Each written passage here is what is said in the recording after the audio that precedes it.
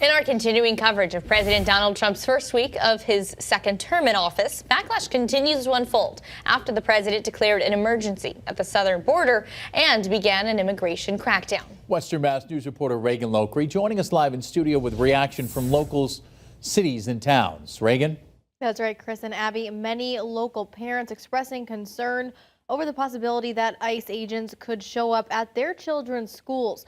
Western Mass News reached out to local school districts for their reaction. The Holyoke Mayor's office sent us a statement Friday reaffirming a 2014 executive order made by previous mayor of Holyoke, Alex Morris. It reads in part, the Holyoke Police Department will neither honor nor enforce a civil immigration detainer requested from the United States Immigration and Customs Enforcement, or ICE, the United States Customs and Border Patrol, when such order seeks excessive and/or unnecessary detention of an individual.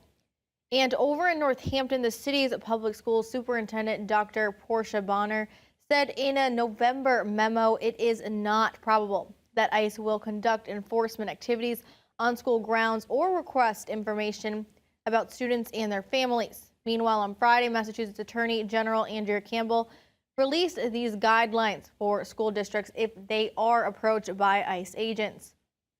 1. Notify school administrators and the student's parents should an agent ask to speak with a student.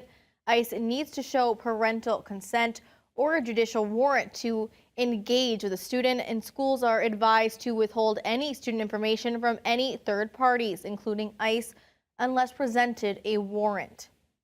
Now, over the weekend, several rumors circulated online claiming sightings of ICE agents in Western Mass cities and towns.